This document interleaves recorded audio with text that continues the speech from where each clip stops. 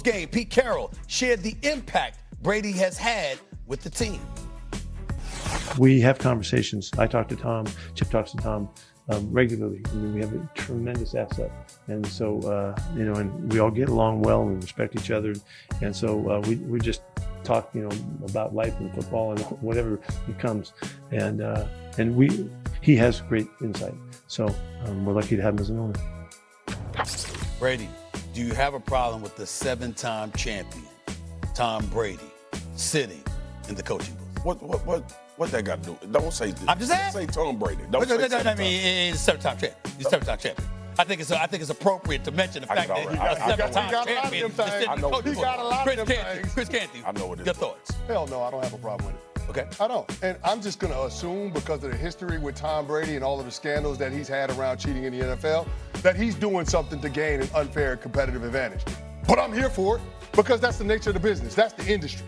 If you have the opportunity to glean information from opposing head coaches and opposing star players, then why wouldn't you do that to help move your organization's agenda forward, to help build your organization's program? I have no problem with Tom Brady serving in this role for the NFL, massaging the rules as opposed to what they were last year, changing them to adjust to Tom Brady being a part of the entertainment product as a whole. And if Brady is using all of that to his advantage for a franchise where he's a minority investor, God bless him. Yeah. I have no problem with it. The thoughts, Swagger? I hate it. It's abhorrent for me, for his job. I love it for his team. You 5% owner of the Las Vegas Raiders. Sit wherever the hell you want to sit at the game. If you want to be on the sideline with a headset on, go be on the sideline with a headset on. The Colts owner is. This should not happen with him being a commentator of NFL football games. It actually questions the integrity of the NFL. Now, teams have to be smart and not divulge information when he's on a call, because at some point the Raiders are going to play the teams that he's sitting in on these meetings. And I don't know if anybody knows, and you know this, there's information shared when you have these pre-production meetings for games. There's plans that coaches have. There's guys that they tell you to be on the lookout for how we'll use them. So I hate it from that standpoint, which is why the league tried to implement things prior to this becoming an issue with Tom Brady being part owner of the Las Vegas Raiders. Stephen A., so Jerry Jones go sit in on a Giants meeting because he about to call a game. Y'all good with it? No. So why are we? What's the difference? Listen. Here's what. Sitting in on a team meeting or a position meeting is a different thing than doing Chris, an interview I'm talking about with media persons. Oh, okay. Or dudes that call games. Hey, man. Bro, it ain't no way y'all good with this. Spears, we gonna pretend that teams in the NFL don't do things to try to gain a competitive advantage. And I have no problem with that. You gonna pretend that doesn't exist.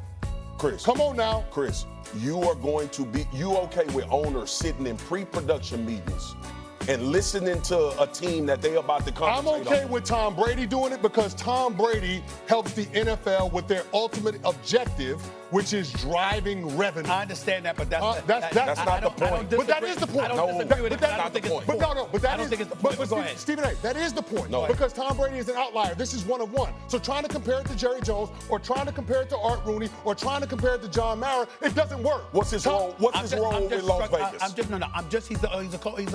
He's a part owner. I'm struggling to understand what your issue is with an owner of the team sitting in the coaching box. Well, I mean, when you talk about, I'm not talking about the coaching box. I hate it for his job, which is to be a commentator. Okay. Love it for his team. No, all right. But so in other words, what you're saying is, hold on, guys. So as a commentator, yes, you're saying that him going to opposing teams, interviewing them before the games and things of that nature, gives him access to information that he can then take back to the Las Vegas Raiders to utilize it. You damn right. But hold on, you said you hate it for his job. How does that impede him doing his job? His job is how does that his job is to commentate football games live. That's his job. Yeah. That's what Fox is paying him for. Yeah. Right? Yeah. He's sitting in meetings, doing pre-production meetings with quarterbacks, head coaches, offensive coordinators, talking about the game. What's your plan for the game? What players should we be looking for? How is your quarterback playing? What kind of plan do you have in place? And then I'm the co-owner sitting in the coach's box with the Las Vegas Raiders? Come on, Chris. Yeah. Y'all don't see it. What am I not explaining clearly? I take it from here. I don't see I'll take it from here. I understand exactly what Swagoo was saying. Listen, what I would say to you in response to that, Swagoo, is that to me, as the minority owner for the Las Vegas Raiders, he has a right to do whatever he wants to With the Raiders. with the Raiders. Absolutely. Right?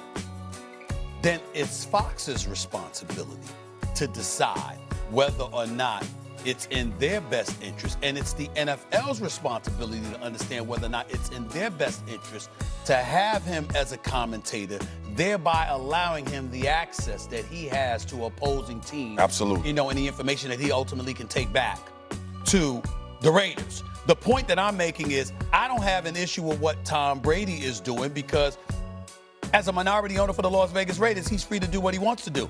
And why should he turn down $37.5 million a year to call games? Absolutely. I ain't mad at him at all. But if you're the National Football League or you are Fox, then you have a decision to make as it pertains to that. We can't, I get what your point is. I'm just saying, let's not act like Tom Brady is doing anything wrong. Maybe it's the NFL, maybe it's Fox, but it ain't Tom Brady that's doing anything wrong. Yep. Okay. Because any of us, I know I would do it. I know if I have an opportunity to make the money that he's making, calling games for Fox while still having a minority stake ownership in an NFL franchise, I'm going to take both. But Stephen A. I'm not going to have a problem with it. Listen. And I know you're not saying that you have a all problem. of that is fine. All of that is fine. Tom Brady is doing what he's being allowed to do when it comes from the NFL and Fox. Yeah. He's taking advantage of what his opportunity has been, which he's rightfully earned. I understand both of y'all saying play, all-time champion, greatest of all time. All of that's fine. But if I'm Kansas City, the Denver Broncos, and the Los Angeles Chargers, do I want Tom Brady sitting in my pre-production meeting? No. That's my point. Do I want to divulge information? But you don't have to divulge but information. if you're the team, you don't have to. And that's You're why gonna I have to. And that's why at your I said, discretion. That's why I said it's a problem. Because if they don't give him information, how does he do his job? Because he's got the highest football acumen of any player that's ever played the game. Troy Aikman and Joe Buck are can- two of the best to ever do this on TV. Right. Troy walks into meetings, and teams are willing to tell him whatever he asks a question of. Right. There will be apprehension. That's my point. Yeah, but hold on. But you I acting get like that. the pre-production meeting is the only way that they do their job. These dudes study tons of film before they call games. Right, here's my point. I don't think you're wrong with what you're saying, but he's not wrong either. They don't have to give the information. And bring up Joe Buck and Troy Aikman, the A-team. A-team, right? The A-team. I'm here to tell you something right now. I've never gotten, now I understand Joe Buck, play-by-play. I get that part. I don't think a color commentator who knows the game needs a team to be cooperative with the information in order to do their job. They are watching the sport. They've seen them perform.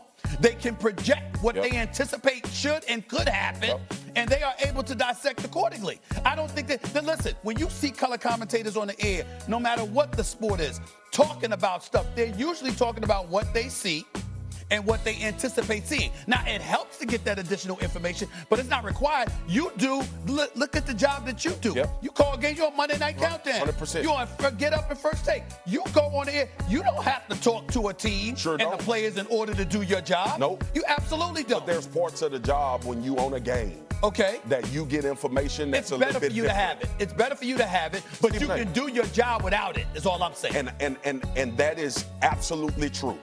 That is And absolutely Joe Buck true. can go into a room and talk to them without Tom Brady there and come to the booth to bring the information in. Y'all are not listening. The teams can do whatever the hell they want. I understand that. The team don't have to say a damn thing. They don't have to show up for the pre-production meeting. The coach don't have to talk to anybody. Nothing. The way that this has been done for such a long time. I'm gonna give you another example. You know why people protect injuries so much?